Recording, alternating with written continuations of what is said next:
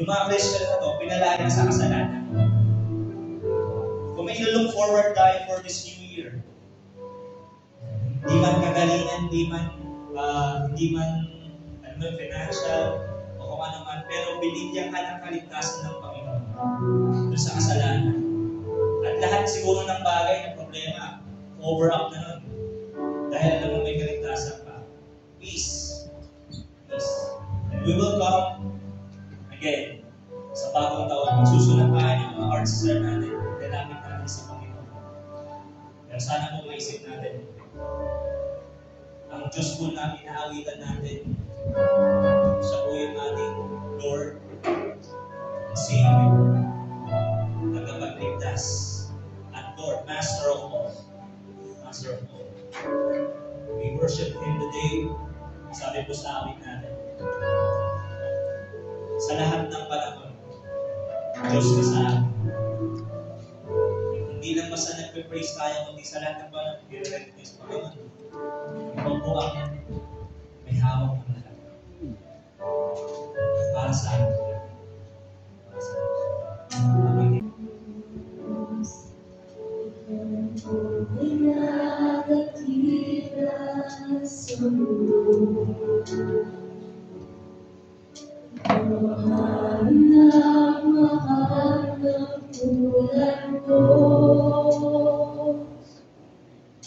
Ginawa mo lahat, pag-ibig mo ay dapat at wagas.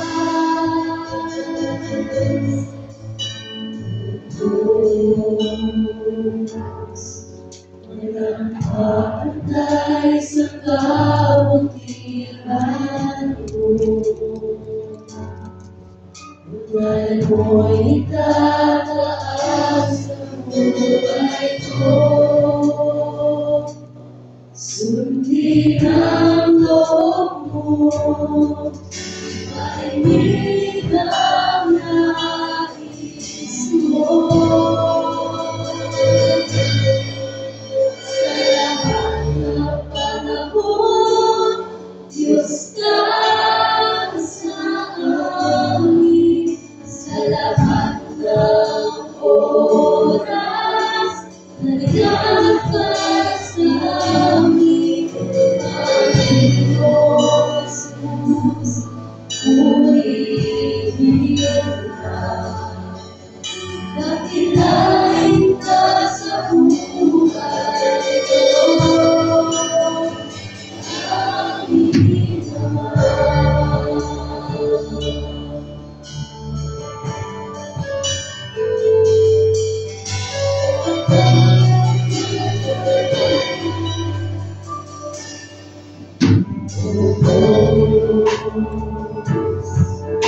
Ang tunay na dakila sa mundo,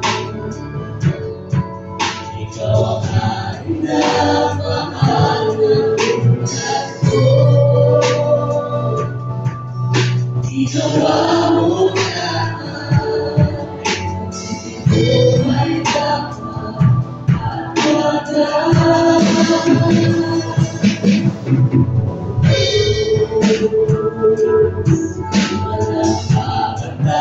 sa kapitan.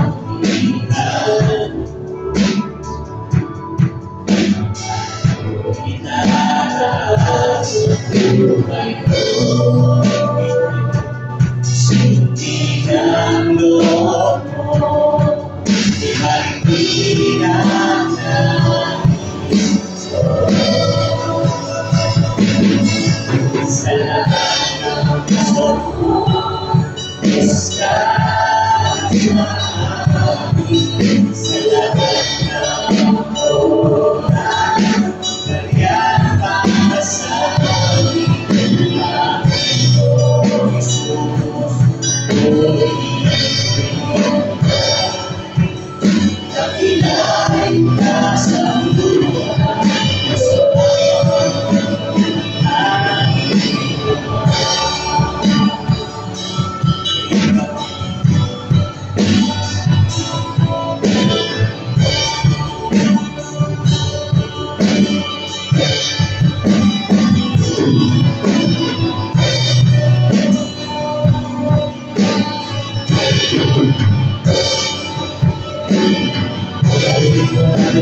sa lahat ng panahon, iskasama amin. Sa lahat ng oras, ganyan para sa amin. Panginoon Jesus,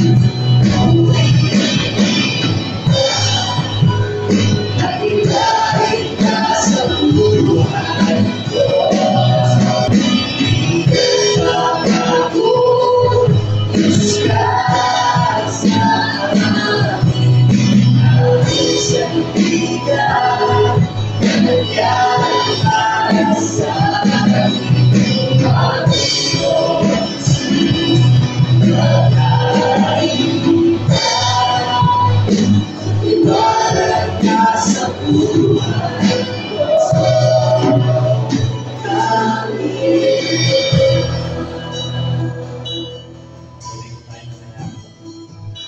ko.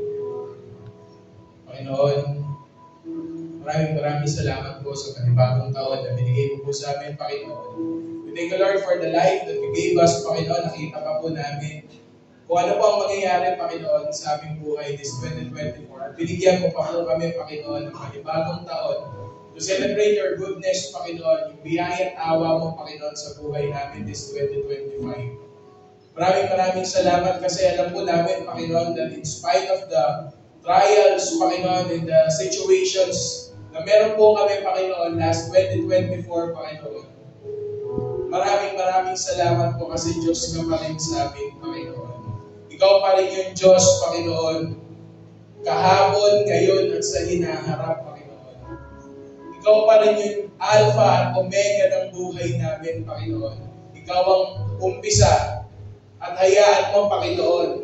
And we promise, Lord, that this 2025 will be yours kasi, Panginoon, ikaw pa rin yung Diyos sa hinaharap, Panginoon. Ikaw pa rin yung tapat na Diyos. Ikaw pa rin yung Diyos na nakikinig sa mga panalangin namin. Ikaw pa rin yung Diyos na tumutugon sa aming mga pangangailangan. Ikaw pa rin yung Diyos na nagbibigay ng sagot sa aming mga katanungan. Ikaw pa rin yung Diyos, Panginoon, ng katarungan. Kung meron man, Panginoon, sa amin na, Panginoon, feeling namin, pinagsasakluban kami ng langit at lupa, hayaan mo, Panginoon, na maramdaman namin, Panginoon, na nandyan palagi ang presensya mo sa buhay namin. For all of the needs that we have, Panginoon, marami po kami mga pangangailangan na nag-extend from 2024 at mag-extend pa sa 2025. Pero, Panginoon, paalala mo sa amin, Panginoon, na ikaw yung Diyos. Ikaw pa rin yung Diyos, Panginoon. Ikaw pa rin yung Diyos. At Panginoon, di ka nagbabago. Kaya Panginoon, tulungan niyo po kami na magkaroon po kami ng desire, Panginoon, palagi na isipin na ikaw palagi yung Diyos na nagpupuno. Ikaw pa rin yung Diyos, Panginoon, na nagpo-provide. Ikaw pa rin yung Diyos, Panginoon, na palaging nandyan sa amin kapag may pangangailangan kami. Ikaw pa rin yung Diyos, Panginoon, ng aming panalangin, Panginoon. Kung meron man, Panginoon, sa amin, na meron pinapanalangin ngayon, Panginoon. Alam po namin, the troubles will come, Panginoon. Meron po kami mga situations na pinagdadaanan na hindi namin maintindihan o hindi namin matanggap o hindi namin makita, Panginoon, kung ano pong katapusan ng lahat ng ito. Pero, Panginoon, hayaan mo na maintindihan namin, Panginoon, na mula noon hanggang ngayon, hanggang bukas, Diyos ka, Panginoon, sa amin. Ikaw pa rin yung Diyos, Panginoon, na sinasandigan namin. Kung ikaw yung Diyos na nag-provide natin, ikaw pa rin yung Diyos na magpo-provide sa hinaharap. Kung ikaw yung Diyos na nakinig sa panalangin namin dati, ikaw pa rin yung Diyos, Panginoon, na sasagot sa panalangin namin sa hinaharap. Kaya ako lang, Panginoon, na panghawakan namin at gawin namin ang nararapat namin gawin bilang isang anak mo, Panginoon. Tulungan niyo lang po kami, Panginoon, that if we know that you're our God, the same yesterday, today, and forever, help us, Panginoon, help us to always be with you and always abide in you, Panginoon. Lahat ng mga gawin namin, hayaan mo, Panginoon, na patungkol, Panginoon, sa iyo. Kasi nararapat lang yun sa isang tao, Panginoon, na lumalakad sa katarungan mo. Kaya, Panginoon, alam po namin, Panginoon, na marami kaming mga pagdadaanan pa this 2025. Pero salamat, Panginoon, sa kadakilaan. At ang buhay na ito, Panginoon, pinapangako po namin will be yours this 2024. Salamat po, Panginoon. Diyos ka sa amin, Panginoon. At hayaan mo na pakita po namin yun sa iyo, Panginoon, sa mga susunod na panahon. Sa pangalan ni Jesus. Bago tayo mag-imbitahan ka daw, nahiya kumanta, na awitin itong kantang to. Maaaring yung pasok ng taon mo, maliwanag, di ba? Maaraw yung panahon, maganda. Anong gagawin mo dun sa pinagkaloob na biyaya sa iyo ng Panginoon? Maaaring pagpasok naman ng taon, kakatapos lang. Parang ang binagyo, nawala lahat ng sayo. Sabi dun sa awit natin, sa lahat ng oras, narin ang Panginoon sa iyo. Huwag ka nang lumayo. I invite you to sing with us. Awitin po ulit natin.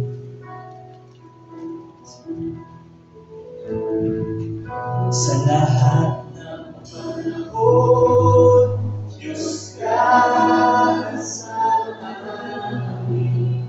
Sa lahat ng oras, nariyan para sa amin. Panginoon Jesus, purihin ka. Dakilain ka sa buhay ko.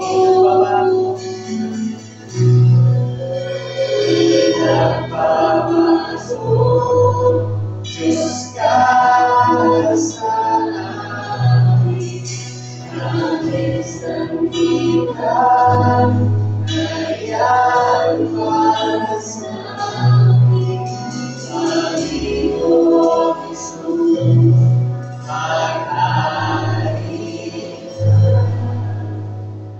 magliwanag ka sa buhay ko. Amin. Purihin ka po, Panginoon. Ngayon po, oras po na ito, nais lamang po namin makinig sa nais mong sabihin sa amin. Maraming salamat po sa amin. Simbahan ko, Panginoon, sa oras na ito, ikaw ay aming kasama. Kung may taas ng mga Jesus. Ay na po tayo po, magpagawa po natin ang ating po.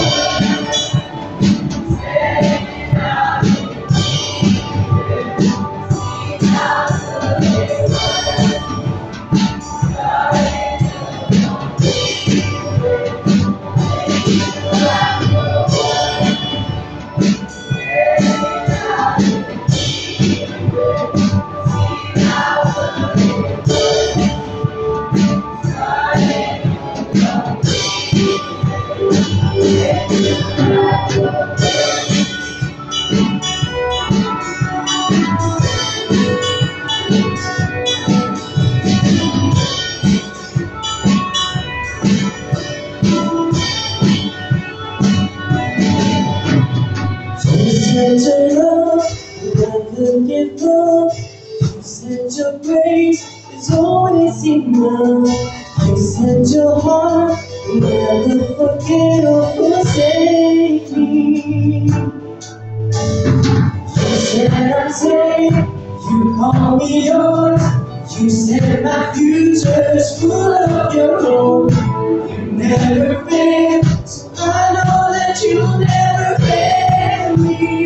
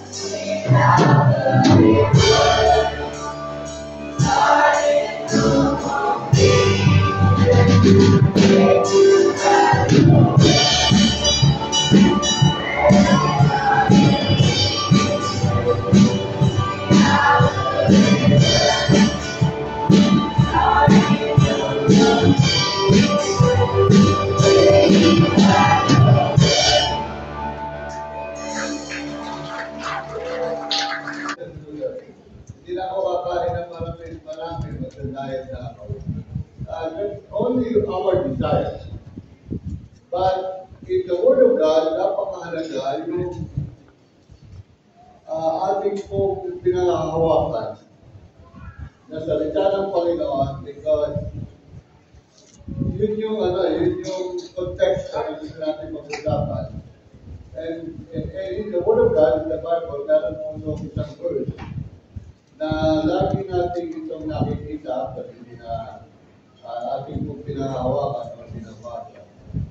Yung pong Psalm 37, verse 4. Psalm 37, verse 4. At kung yun pong nakita, ito po ang sabi niya ng Palalalatan, delight thyself also in the Lord, and He shall give thee the desire of thine heart. It is a word of the Lord, or yung one of the statements in David na siyang kanyang sinasabi ka. And because of that, diyan natin iikutan yung ating pong tatalakayin sa araw na ito bilang begin our New Year's desire. As a testimony before I pray, sino sa inyo rito yung 2024 na nilagay nyo dito sa box na ito? Marami yun. Kahit lang isa, as a testimony, meron bang nagpagod doon o nasagot doon sa heart's desire ninyo throughout the year from January 1, 2024 until December 31st, 2024. May natugon doon sa inyong heart desire. As a testimony, nasa harapan. Kung meron na. Marami na. There are some. But many of you hindi makataas ang kamay. Bakit kaya? Bakit kaya hindi tayo nakataas ang kamay? Ibig sabihin, out of your minimum of lima na lang heart desire. Kahit isa wala na tugod. There's a question mark in that context. Because if you're a child of God, ako kasi naniniwala ko na kapag ang anak ay anak,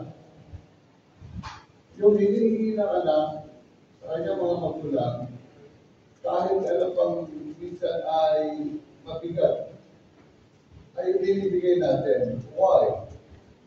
Because you are delighted to give it to your children. Much more, Heavenly Father, yung Diyos ng mga Diyos, at hari ng mga hari, ay hihingian natin ng ating pong gusto sa puso natin, pero hindi niya binibigay. There is something wrong. So, before we continue, italakayan po natin yan. Manalangin po muna tayo. So, let's pray. Lord, samahan niyo po kami sa umaga nito at we desire. Some of the things in our hearts na gusto po namin makamtan this year. Pero, in the past years, hindi ko nakapag-testimony yung ibang mga tao na sila'y nakatanggap o naibigay ang mga alita. Pero Lord Jesus, I pray today na sana'y masumpuan ng bawat isang anak na nanalo ngayon. Yung katotohanan binanggit ni David sa kanyang mga salita. Upang maging patotoo kami sa sanlibutan ito, na aming Panginoon ay tunay ng mga anak mo. At ikaw ang aming tunay din Diyos na buhay, may bibigay ng aming kahilig. Samahan po kami sa umaging ito, sa pangalan ni Jesus. Amen at amen. Ang title po ng ating this morning is God's Desire for Salvation. Now, the first question,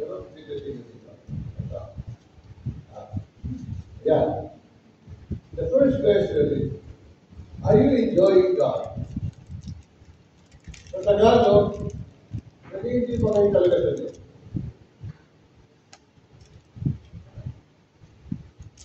Why are you here this morning? Is it because nabiyaya? Or is it because out of duty? Or the other question may be, lalo na ito, are you enjoying all your struggle? Lalo hindi. Di ba? When I ask all of these things, ang ibig ko sabihin, paano ba natin napipili sa Diyos? Paano ba kayo nabibigyan ng enjoyment talaga ng Diyos? Why are you coming to church every Sunday? Or some of you that comes every prayer meeting to church. One of the things maybe is, kaya ka napupunta sa church because pinoprovide ba ng Panginoon ang iyong bahay natin? Or, yung bang mga salita ng Diyos sa kanang nakasulatan ay nangungusap sa inyo? O ano ba talaga ang enjoyment mo why you are here in the church? Kasi answer your prayer. Kung ako tatanungin nyo, I want to be a person na nabubuhay na may delight sa Diyos. Kaya nga po ang sabi ni David, delight yourself in the Lord and He will give you the desires of your heart. Natututunan ba natin ito? That we need to really learn all of it. In our experience as a child of God, as a Christian, when you come, to church, is it just a duty? Duty lang ba yun na, kasi I was a Christian, pinanganak ako, na Christian ng mga anak, mga gulang ko. Tinala ko sa simbahan para pumunta lang doon. Out of duty, out of respect from our parents. Maybe yun ang iniisip natin. Or, kaya ka nagpupunta ng church because nakasumpo ka ng delightful experience with our God. Ito ba yung nagmamotivate sa'yo para pumunta sa church? Or, is this a duty that you come to church? Or, you come to church because may rapon. Ay, may rapon na sa atin. Punta mo makamanalo. When people view God and the church as just a duty to perform. Ano nangyayari? Wala. They slowly dying their spiritual life.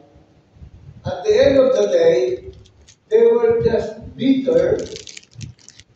At pagkatapos, ayaw na pumunta ng church kasi walang nangyayari. It does not happen anything in their life. They slowly reducing their involvement na maging part ng experience with delightfulness in God. Di ba ganun yan? Pag nag-i-enjoy ka doon sa ginagawa mo, you are excited to be there all the time, to be a part of it. So, no wonder, every year na ginagawa natin, itong heart desire natin. Mamaya, susunugin na natin yung 2024, tapos na yun eh. Hindi na pwede balikan ni Lord yan. Gagawa tayo ng panibago. Merong mga forms dyan, mamaya. Ito, bibigay natin. So, the thing now is, how do we get our hearts desire? Paano natin talaga ito makukuha? Anong sabi nung David Delet? Sabi niya, delight yourself in the Lord. Delight. Ano yung sabihin niya? How do we do that? Number one, ito ang gagawin natin. Ang problema. Number one, look at this. Know that we were created of God for such a delight. Ano yung sabihin niya? You know, when God created Adam, balikan natin yung unang creation. When God created Adam, He demonstrated, pinakita ng Diyos, yung kanyang enjoyment. Ginawa niya yon not out of duty, na kailangan gawin niya yung tao, hindi niya kailangan yun. Because He is anong tawag doon, a great God. A God who owns everything, pwedeng niya gawin, hindi, pwedeng gawin niya, pwedeng ayaw, pwedeng gusto. Pero He made it for the purpose of enjoyment. Di ba? Because God is a great God, a sovereign God. There is no limit of God. Walang limitasyon. Walang sobra, walang kulang. Eksakto lagi ang Diyos. That's the sovereignty of God. Anything pati, sabi ng Diyos. Ay pwede kami ng Diyos. Walang limitation. But kailangan niya gawin si Adam? Ba't kailangan niya kayo nandito? Is that for out of duty? Gagawin niya yun? For that. For what? Para sirain siya? Para anong tawag doon? I-hate ang Diyos? Para awayin ang Diyos? You are not created for that purpose. You are not created for that thing because God created Adam for his enjoyment. Hindi lang yun, dinagdagan niya pa. Gumawa siya ng garden, gumawa siya ng mundo, gumawa siya ng mga bagay-bagay na yan, and He placed Adam in the garden. At hindi niya nilagay si Adam sa wilderness, yung kawalan. Kundi nilagay niya ito, He provided for Adam all the things. Food, shelter, everything. Except for what? Alam naman natin yan. Para saan? For His enjoyment. For our enjoyment. Sabi lang ng Diyos, okay, total lahat, bibigay ko na sa iyo. Pero tuturuan kitang isang bagay din, ang tawag ng obedience. Susundin mo lang yung gagawin ko. Huwag lang ito. Yung puno ng aratiris. Aratiris. Mamalilit na. Huwag mong kakainin ang puno ng aratiris. Para sa ibon yun. Ano pagkain ng ibon? Dati, bago mag-ina ni Pastor Edward. Kasi hindi kayo niniwala naman sana yung forbidden food. Dati, sino nakakain ng anak? Ano nangyayari sa inyo? Napupupo kayo. Yun ang sumpa. Ay, ano yan mga joke na, dapat talagang pag nag-joke ako, baka gamitin yan, si Pastor, bago magtingin naman. Baka may nagre-record sa inyo niya, hindi ako meron na. Di ba? So He provided everything for us except for obedience. Di ba? Have you discovered that whatever you have in your life, the purpose of it is for you to enjoy it. Not for you hindi binibigay sa yan ng Diyos para maging sakit ka, para maging greedy ka, para maging matakaw ka, para maging makasarili ka. God does not give you anything for you to see. Ang gusto niya yan, to enjoy it. Kaya po mga kaibigan, mga kapatid, ang problema, pag nagbabaliktad ang isip at puso ng tao, ng mga mananampalataya, na pag dumating ang mga bagay na pagpapala sa atin, nagiging selfish tayo, nagiging yung blessing na binibigay sa atin ng Panginoon ay nagiging temporary happiness, temporary pleasure. Na dapat forever na masarap ang enjoyment natin doon sa blessings ng Panginoon. At yung binibigay ng Diyos sa atin, tandaan ito, that is what we call the lasting joy. Hindi po yan temporary enjoyment. You know?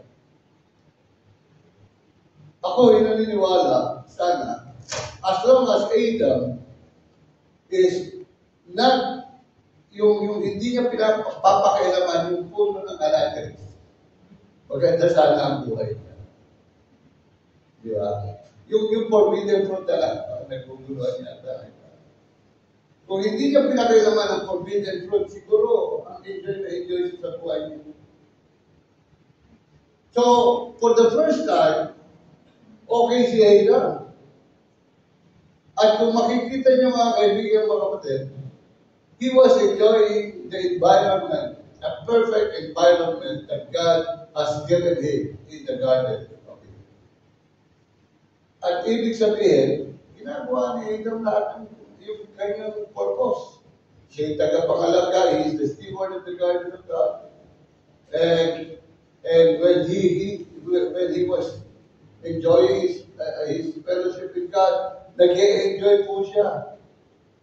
Because he's doing the purpose of his life during that time. And kung titignan yung mga kaibigan, mga kapatid, he is delighting on it and using. Ito maganda rito. God knows our lives. God knows our heart. And He knows pagka po meron tayong mga kailangan pa. And habang ginagawa natin ito, mga kaibigan, mga kapatid, you should be delighting in the Lord. Yung pong pinagagawa ng Panginoon kay Adam, ginagawa niya yan. And it's enjoying his life. Siya ho ang nag-aalaga ng napakalaking garden na yan na ibinigay sa kanya ng Panginoon. He's not doing that out of duty, but he is doing it because he's delightful in the presence of God and yung kanya po binigay sa kanya. And if you look at it, mga kaibigan, Genesis chapter 2, yung purpose, the supreme goal of God is to give enjoyment to Adam. Hindi niya lang i-rate lahat ng animal na yan para kainin, para alagaan. Ginawa ng Panginoon lahat yan for him to enjoy the blessings, the guidance that God has given. God took delight in Adam. Lahat ng pangailangan niya, ibinigay ng Panginoon sa kanya. That's the very purpose of God's creation. He placed Adam over all the earthly creation. But there's something wrong. God knows your heart. When God sees your heart, He knows if you are longing for something. And then what happened, mga kaibigan, mga kapatid? Nasabi doon, in Genesis chapter 2, verse 18, the Lord God said, "It is not good for the man to be alone. I will make a helper suitable for him." And you know what happened? Alam niyo ba yung story yan? At kung titignan niyo mga kaibigan, mga kapatid, God put Adam to sleep. And verse 21 to 23, and sabi niya, He took one of man's ribs at ginawa niya yung kanyang helping. Laging sinasabi ko ng asawa ko, tayo mga lalaki galing sa putik. Sila galing sa tadya. Ngayon, request ko, next year, next time when God create, sila naman ang galing sa putik. Tingnan natin ang amoy nila. Kasi inaapi tayo mga lalaki, galing doon tayo sa putik, sila galing sa tadya. Medyo mabang sila. Di ba? Now, the question today is there anything missing in your life? Bakit hindi ka masatisfy?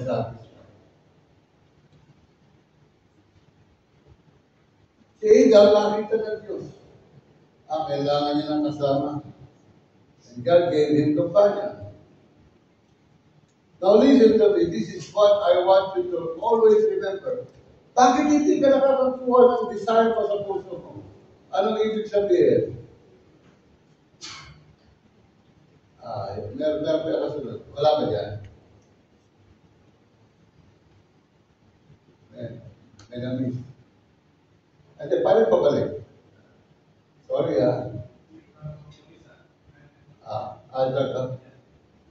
Ate, na-forward naman. Sila ako kayo, nag-aaral ako.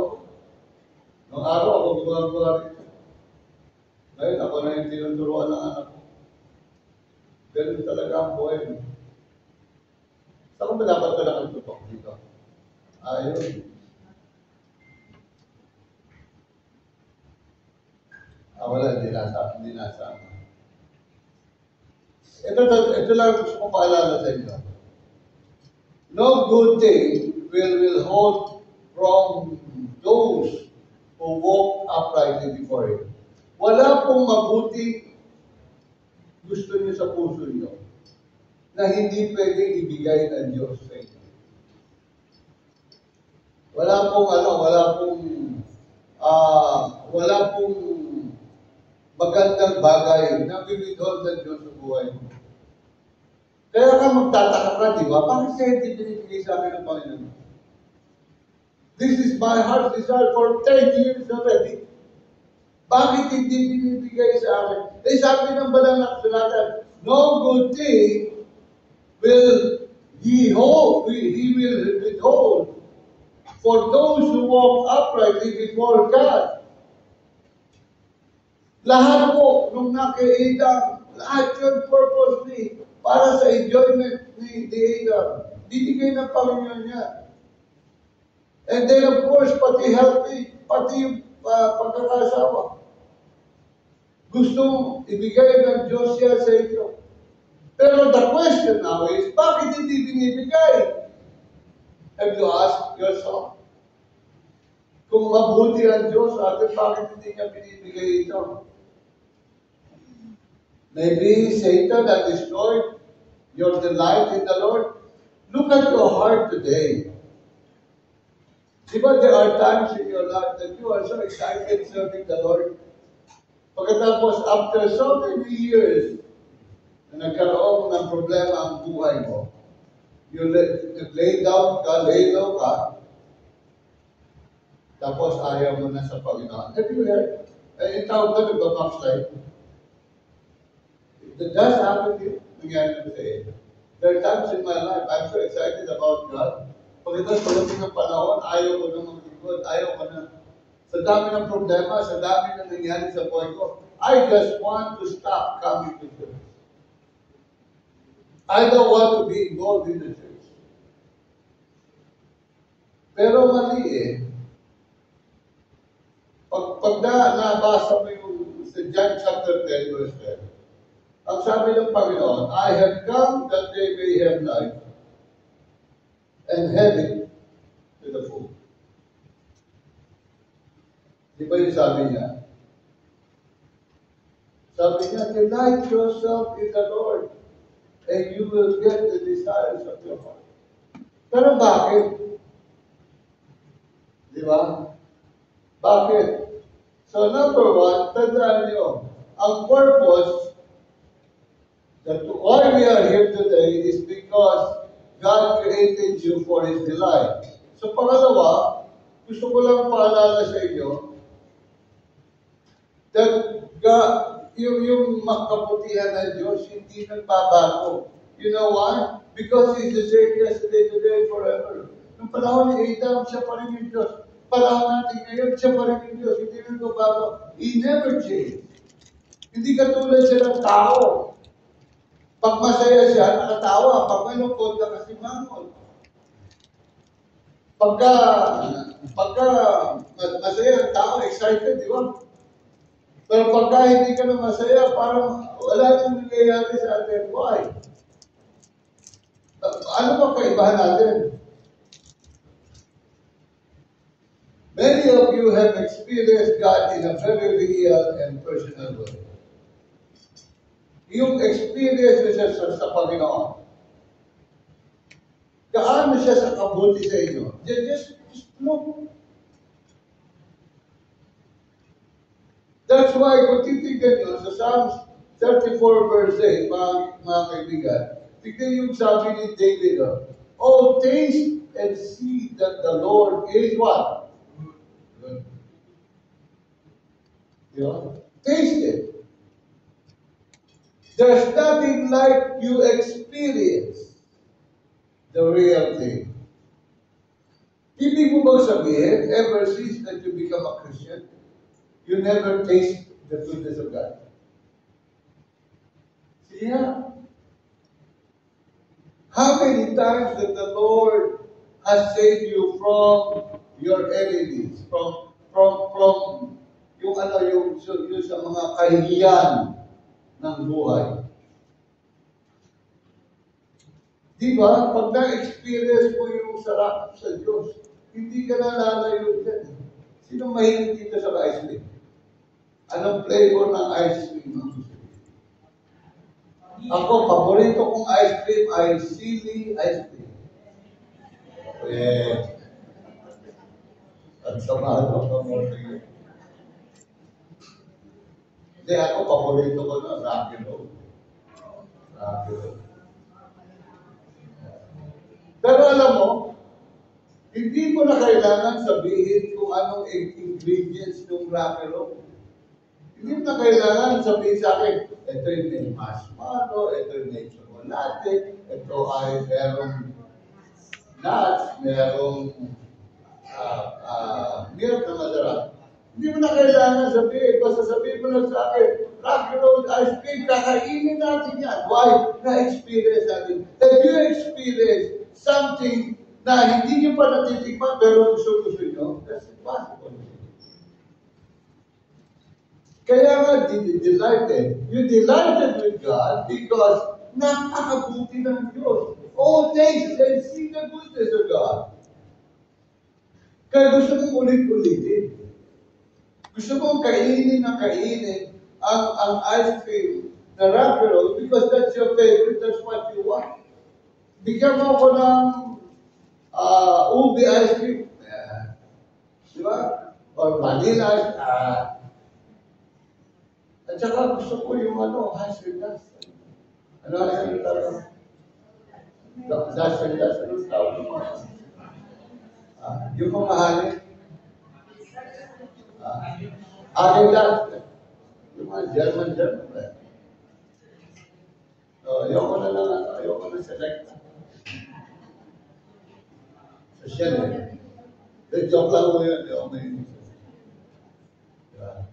Di ba sa inyo, gusto niyo yung dirty ice cream? Dirty ice cream ang tawag nun? Yung sorbete? Bakit ba tinawag na dirty ice cream? Ganun ba yun? Pero minsan masarap yung dirty ice cream, di ba? May kaya, may mamang sorbetero. Di ba? The God that you serve and the God that we worship is the living God. Buhay ang Diyos. Hindi ho tayo sumasamba sa Diyos na hindi nakakarinig, sa Diyos na hindi nakakapagsalita. He hears our prayers and He speaks in our hearts. Amen?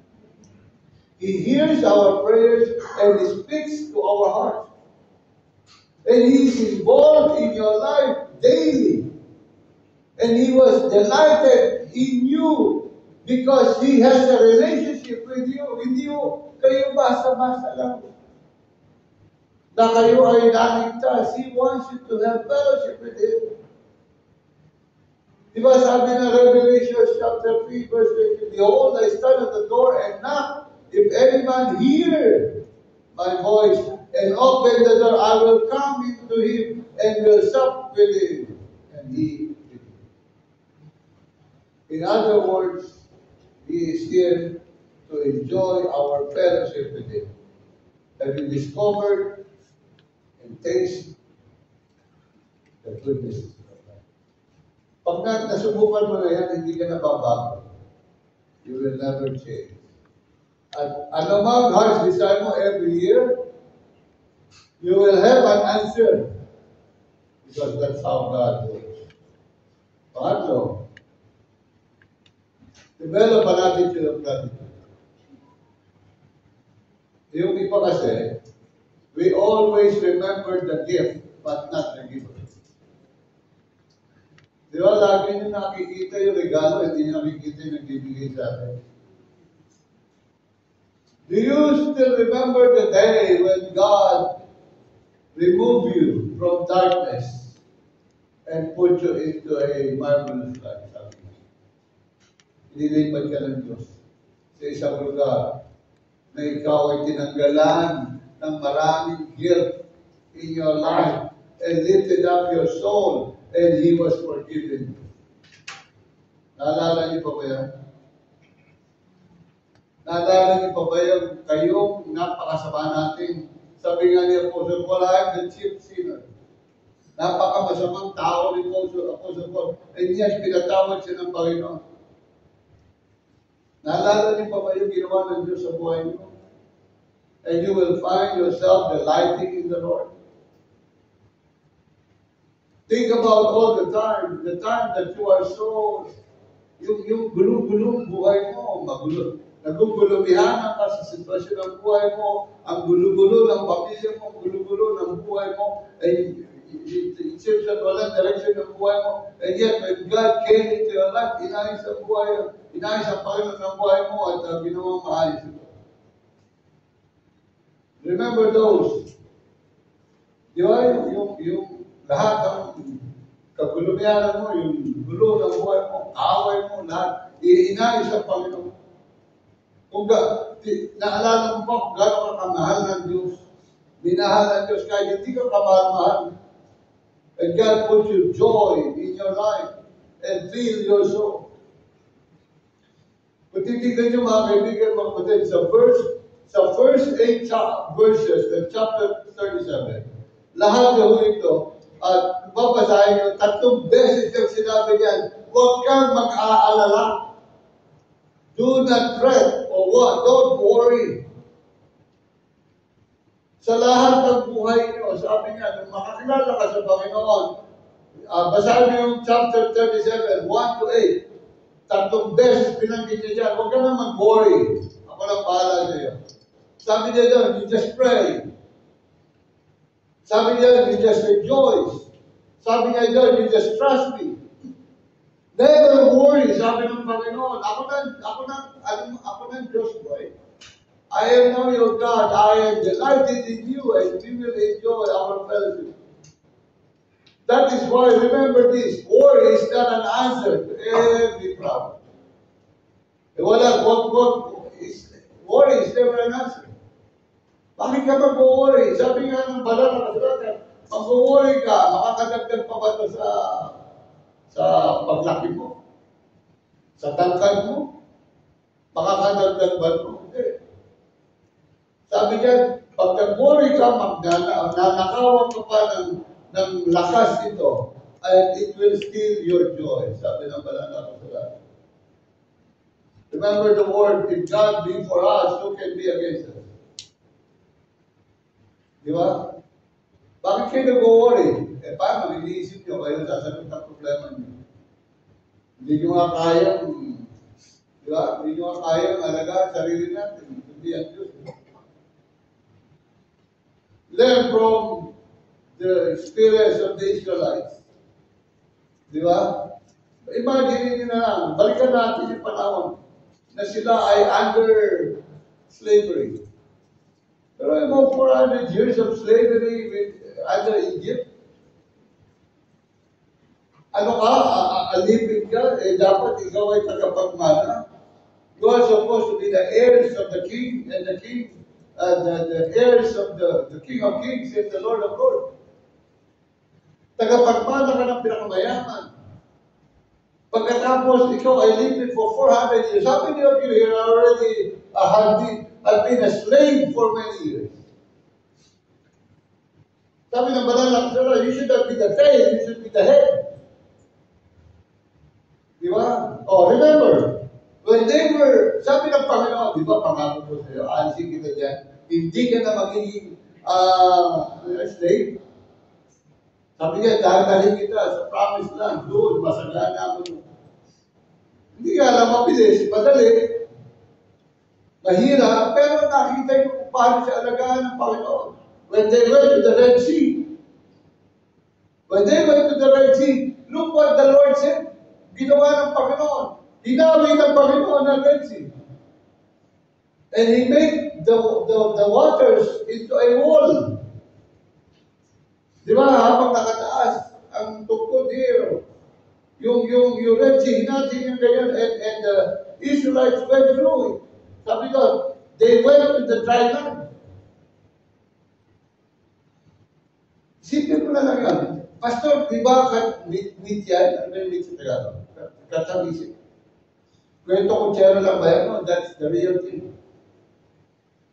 God made it a way so that you will see anong hirap ng buhay. If you will trust the Lord, He will take care of you. Ginanyan ng Panginoon ng Red Sea and the Israelites went through. Kasi ayaw na ng Panginoon mag-stay sila. And when Pharaoh and all the soldiers of Egypt went through, anong ginawa ng Panginoon? Nung nakalagpas sa lahat ng mga Israelites, binalik na ng Panginoon yung tubig. Lunod lahat sila. And after a while, nakita nila yung mga soldiers, si Pharaoh natin sa shore, patay lahat. Karamihan patay. Naiwan, yung hindi nakasunod. And that's what happened. Hindi pa nila naalala yun. At pagkatapos, pupunta lang ng promised land, reklamo pala, reklamo. You know, Genesis, Exodus chapter 15. Nakita niyo yung pagkalampas nila kaya, nag-celebrate sila. Remember Miriam, the sister of Moses?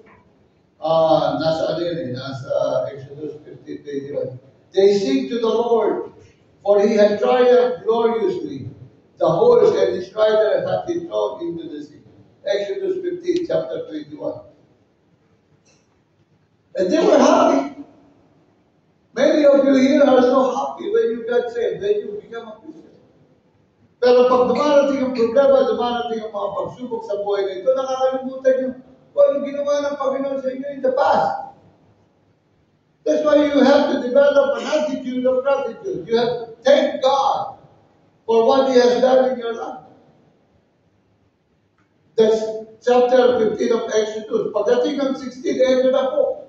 Nung nagtra-travel sila from the Red Sea, going to the promised land, ito na po. Reklamador na, nagre-reklamo na nagre-reklamo. Hindi na naisip. Kaya silang patay ng Panginoon doon sa Red Sea. Niligtas ka na nga eh. Magre-reklamo ka pa sa kakakain. Di ba? Nagsawa sila sa ano eh. Sa, ano yung tinitita sa kani? Yung maliit na sisi. Wala yun. Kwek. Ano ba ito? Wala na. Hindi ba kakain? Pati kwek. Wala, kwek. Sabi na pa, sige, ito na lang sa'yo. Maliit ito. Ugo. Di ba? How many of you murmured so much in your life? Dami niyo nilareklamo. You know the story. Hindi ko na kailangan sabihin niya. The rest of the story, you know it. They failed. Some of the, yung kapanaholan ni Moses, ito masakit. Yung kaindaran ni Moses, hindi nakapasok sa promised land. Buti si Moses, nakita niya pa eh. Pinakita ng Panginoon, Moses, ayun ang promised land.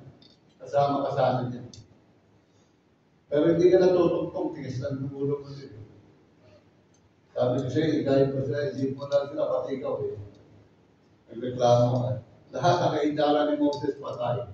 Hindi nakapasok sa promised land. Yung mga anak nila, sila Joshua, and the rest, children went through it. Alam niyo lahat yung istorya niya, I don't need to paulit-ulit. And look what happened. The time na mag-murmur, wala ka nang ginawa. Murmur ka ng murmur. Kailan ba ang tutugunin dito sa ano na ito? Sa heart desire na ito? Wala man lang akong tinatutugon. Bakit yan? Bakit yan? Tapos reklamuhan yung Diyos. Kaya hindi niya ibibigay yung blessing. Di ba sabi ko, He created it. You are created para kayo mag-enjoy sa kanya ibibigay. Kaya hindi niya ibibigay yun. Di ba? Sa biological family na lang natin, kung merong ibang bibigyan, sino unang bibigyan? Ng tatay at nanay, hindi yung kanyang mga anak. Hindi niya bibigyan yung kapitbahay na anak. Yan ang binibigay sa atin ng Panginoon. Eh, Pastor, paano naman akong masasayahan? Eh, ang hirap-hirap ng buhay na. Tanong ko sa inyo, sa lahat ng nangyayari sa atin, yung bang maganda lang na nangyayari sa buhay mo ang dapat mong pasalamatan sa Diyos? When Apostle Paul, remember Apostle Paul and Silas, when they went to the jail, nagpipit sila. Kinulong sila. Anong ginawa ng Panginoon?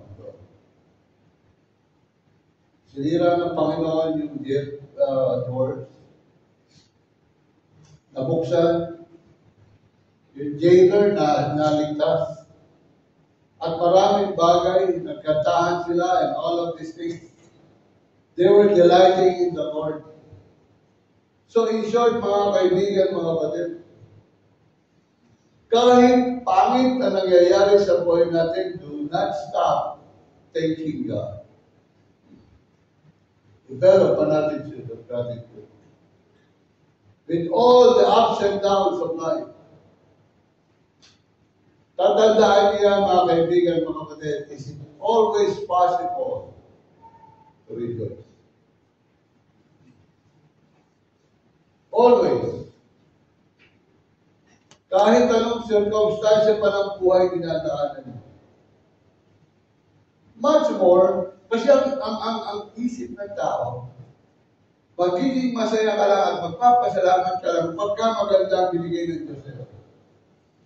But when you are going through struggles and trials and everything, parang ang hirap na magpasalamat. Tama ba ako?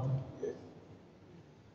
Paano ka magpapasalamat kung namatayan ka? Paano ka magpapasalamat kung nanakawa ka? Paano ka magpapasalamat kung nasaktan ka? Paano ka magpapasalamat kung may sakit ka? Ito, uso yung sakit kayo lang. Yung sukat tayo, lumalaga, kapag tinatamaan kayo ako, tinamaan ko. Ang Pasko. Pinapaalala ng Diyos, sobrang takaw natin. Daming nasaktan. But you know what? Anything happens into your life. Always learn this attitude na magkaroon tayo ng gratitude sa lahat ng pagkakataon. Whether it's good or bad, pasalamatan natin ang mga. And last but not least, the Lord say, magpapalataya. Para tayo mag-Lord. Expect God's answer. Expect God's answer. Kung titignan yung mga kaibigan, mga kapatid, dito sa chapter 37, kung makikita yung mga kaibigan, mga kapatid, babasahin natin. Isa-isa. Sabi dito sa verse 1. Fred, buksan mo yung verse natin. Number 1. Fred, ibig sabihin ng word na Fred na yan ay worry. Tama ba ako worry? Huwag kang mag-worry. Fred not thyself because of evildoers. Pakita mo yung verse. From Psalms 37, verse 1. Fret not thyself because of evildoers, neither be thou envious against the workers of iniquity. May translation ang Tagalog yan. Di ba din? Tagalog yan. Sabi niya, huwag kayo mag-worry because sa dami ng mga masamang tao. Di ba? Huwag kayong maigit. Tama? Dahil sa mga tao ito na workers of iniquity. Verse 2. For they shall soon be cut down like the grass and wither as the green herb. Ang ibig sabihin, okay maingit kasi malang araw mamamatay na rin yan. Di ba? At pag namatayan, wala naman kasiyahan yan. Ayan pala, katulad ng damo, sila'y malalanta, tulad ng halaman, matutuyo sila. Parang malayo yung prestige. So, sa English, mamamatay. Ito matutuyo. Pareho ba? Iba'y matutuyo lang. Tutuyo, buhay pa di ba? Mamamatay, di ba matutuyo? Yun. Tapos, punta ka sa verse 10. Sabi sa verse 10, for yet a little while, and the wicked shall not be, yet thou shalt diligently consider his praise, and it shall not be. Ano ibig sabihin niya? Hindi naman yun nagtatagal. Ingit kayo na ingit sa kanilang mga yan. Bakit? Di ba sinabi ko sa inyo yung closing tayo? Minsan nagkakaroon ako ng ano tawag doon? Holy jealousy. Bakit kaya wala tayo resort? Pag ako nagka-resort, baka magkikibuloy ako. Di ba? Isip ko yung pala mga member natin, pagka-outing, present. Pag sa church, absent. Di mas maganda, mag-service tayo sa resort. Amen? Amen.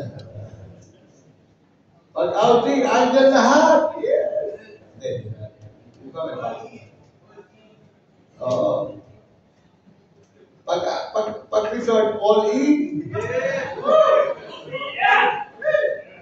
Okay, ang Bible study namin ito, ibang klase. Letter P din, letter P. Preaching. Praise the Lord. Di ba? Di ba yung verse 12? Basahin natin verse 12. The wicked plotted against the just. Yan ang mag-isip niya. And nothing upon him will speak. But the Lord, verse 13, but the Lord shall laugh at him. For he seeth that this day is come. Makikita ng Diyos yung puso. The wicked have drawn out the sword and have bent their bow to cast down the poor and needy and to slay such as be of upright conversation. Their sword shall enter into their own heart. Verse 15. Punta na sa 15.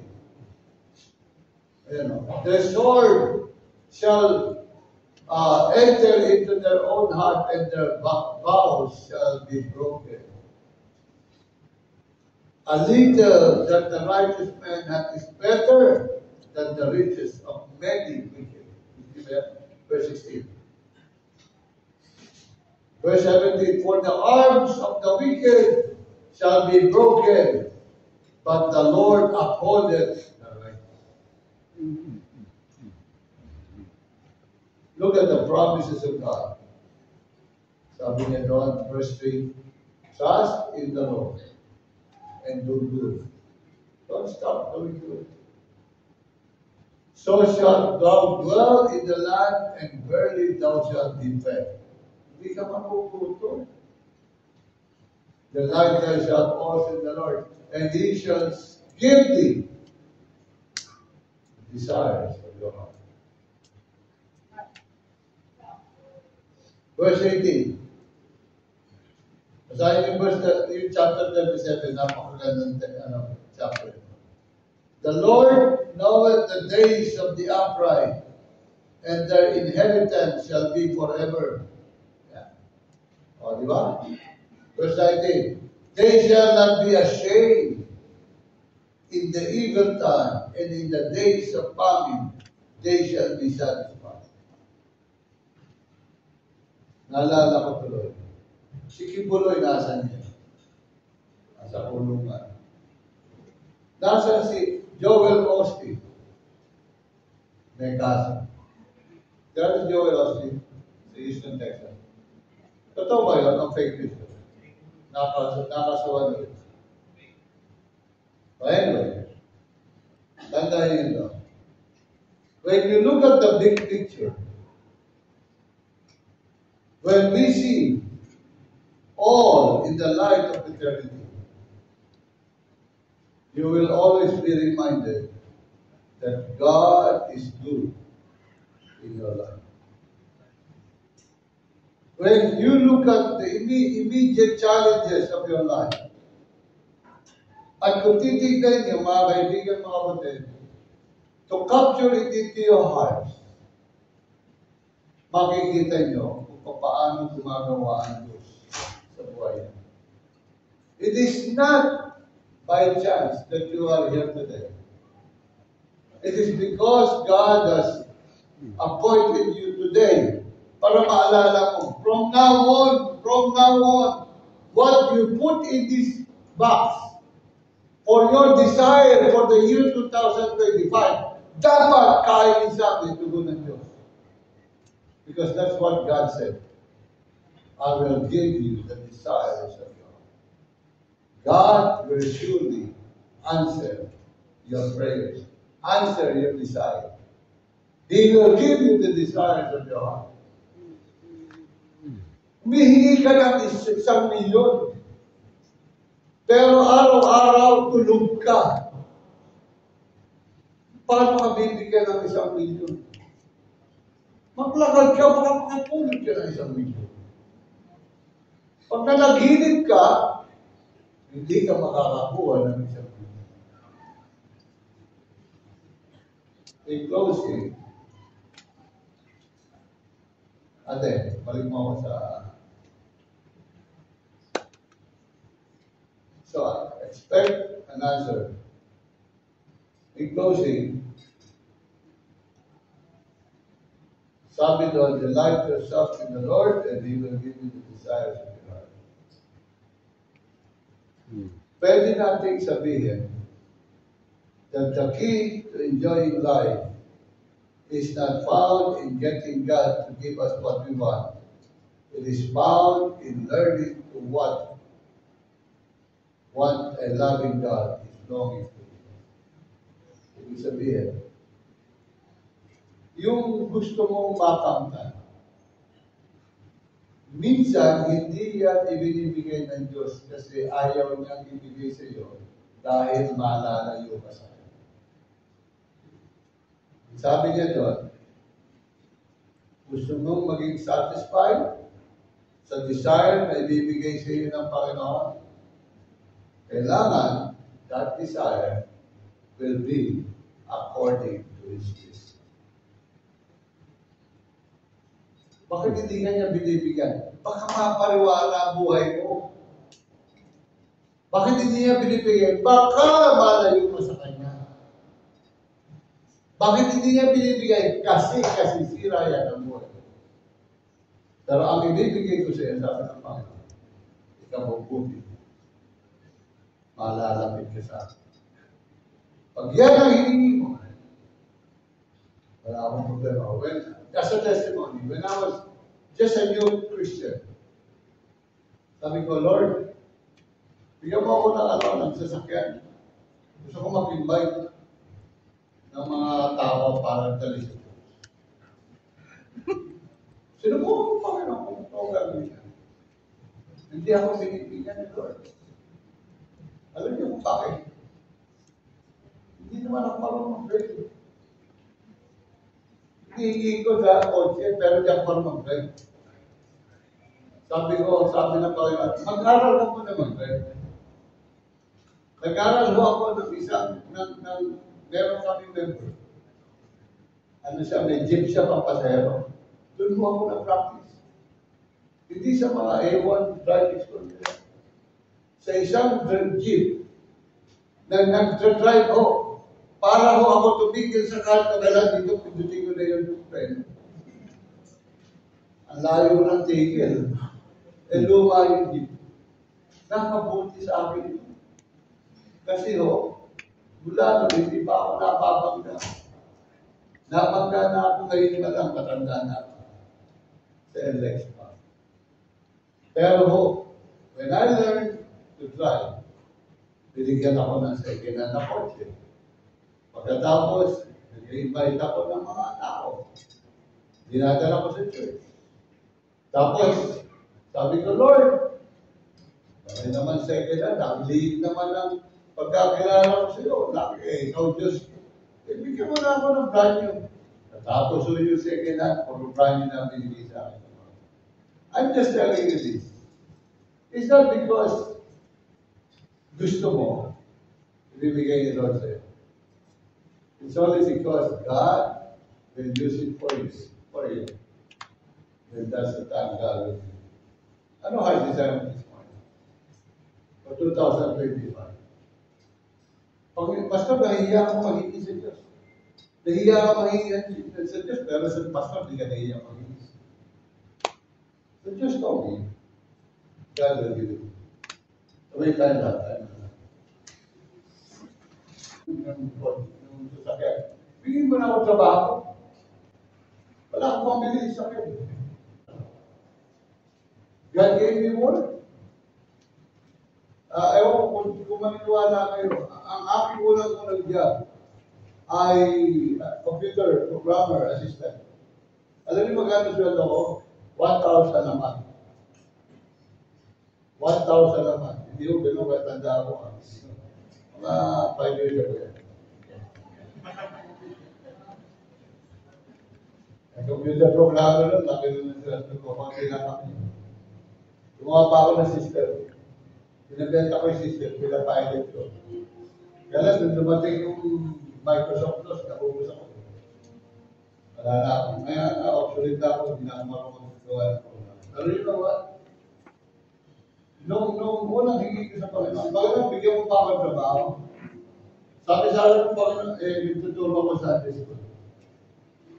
Sabi sa akin nung pinag-applyan ko sa Lasal, kailangan magtrabaho ng Sunday. Sabi ko, no. I cannot compromise my commitment to the Lord. Kahit i-overtime ako ng walang bayan, basta ako hindi ako magtatrabaho ng Sunday, I need to be the church. My first job, I did it. Nakakuha ko ng experience. And in my lifetime, in 1 year's time, natuto ko dito, magtiwala sa hard desire. In 1 year's time, I promoted 5 times in my position. 5 times. Yun, pati tanda siya. Until I become a junior executive. Ano yung ibig sabihin? Kasi yun ako Lord eh. Yun ako Diyos. Bakit? Sino ba magbibigay sa akin kundi Diyos? Mga kakilala mo, they will tell you. Pero nagtiwala ako sa Diyos. Sabi ko, Lord, uunahin kita. When I learned the Matthew 6:33, put it in my heart. Memorize yan. Nilagay ko yan sa Bible ko. Ni-highlight ko ba yan? But seek ye first, sabi naman alam ko, the kingdom of God and His righteousness. And all these things shall be added unto you. Inalagaan ko yan. I always remember that word every year. Every time merong Lord's heart's desire. Sunod-sunod ang sagot. God gave me a house, gave me a family, wala kami pamilya. Everything that I desire. I said, Lord, hindi pa ako nakasakay ng aeroplano, sakay mo naman ako. Hindi pa ako nakapunta sa Amerika, punta ako. Everything is fulfilled. But kanino ko pinagtiwala yun? Not for me. Wala akong kakayanan. You know, it's just a simple thing. Simple man. Hindi ka pwedeng magmalaki. Tapos, nasabihin ko, bakit kaya hindi ako makatanggap? Ilang taon na ako. Naglalagay ng heart desire. Walang sinasunod ang Panginoon. There is something wrong. If you're a child of God today, it is impossible for you to receive the desires of your heart. Would you like to try that? Here's the altar, why don't we go?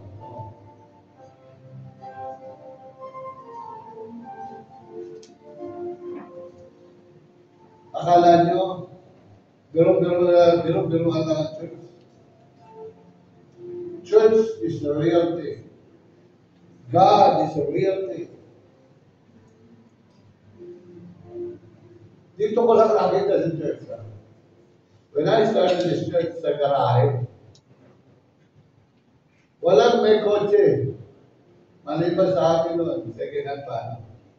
Backstyle ba yun? Pero when the church is growing up, yung mga membro nakikita ko, hindi nila bili ng kotse. Natutong magbigay sa Panginoon, natutong magtiwala sa Panginoon. And all the young people who graduated, talaga in college ko mag-aaral, mag-graduate. I'm proud of them.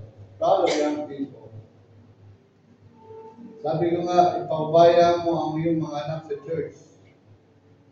Lahat yan, matututo, makakatapos sa pag-aaral.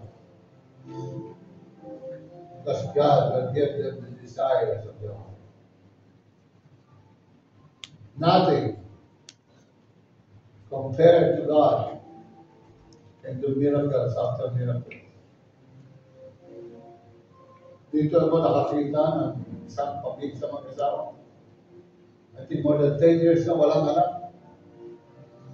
When they committed their life to the Lord, after 10 years, nagkanak, sunod-sunod, apat bigla. May posible ba sa Panginoon na natin? Kaya nagtataka ko, pag nagpapatestimony ko, sino ng Panginoon sa akin na siya, parang kung konti at yung ng Panginoon, there is something wrong. There is something. Maybe because you are not delighted. You are not delighting in the Lord. Imposible ikaw ay nasa Panginoon at hindi ka pagkalooban ng Panginoon ng gusto mo. Kaya hindi niya ibibigay yan.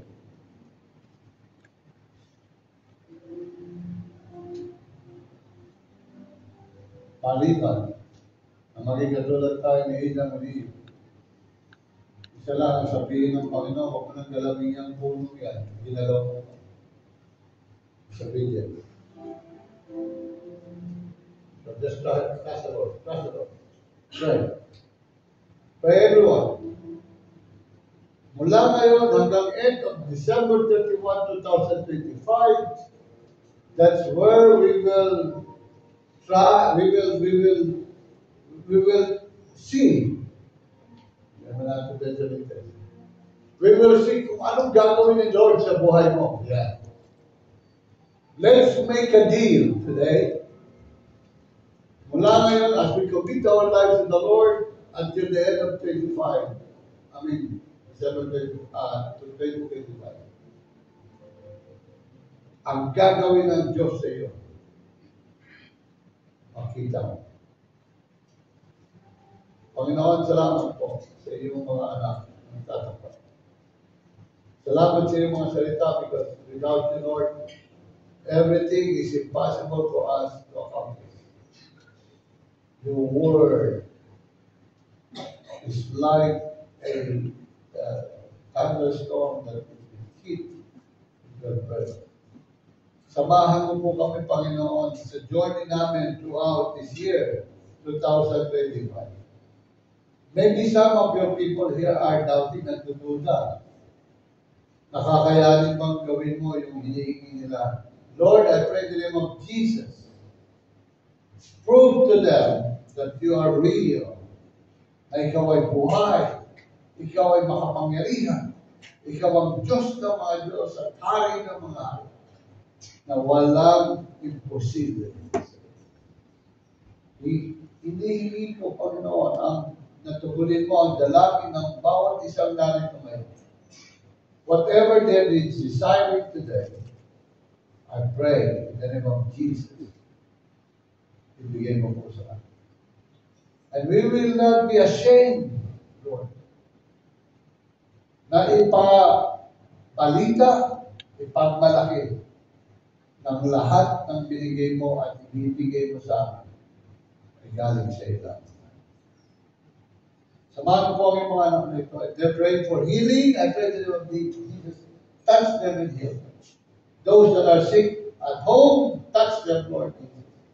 Those who are in need of job, give them job.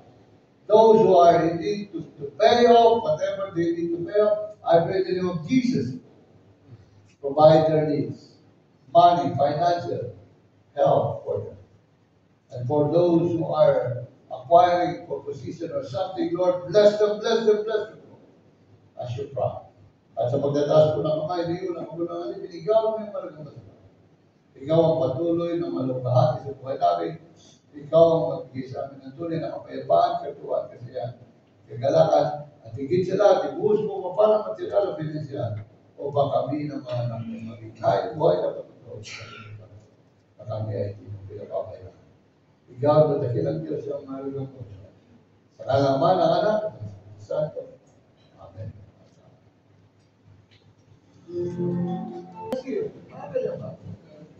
So I want you to stand.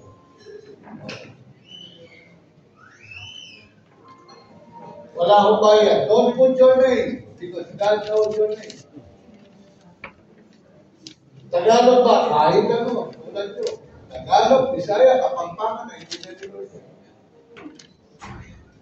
Ilocano,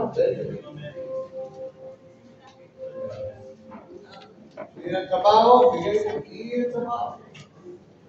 Yung negosyo, hindi yung negosyo. Yung matapos sa pag-aaral, bayad. Do not, sabi niya, do not worry. Gusto ng Panginoon niya. Hinihintay ka lang niyang humingi. Okay, ang Pilipino, malahingi ka lang. Okay?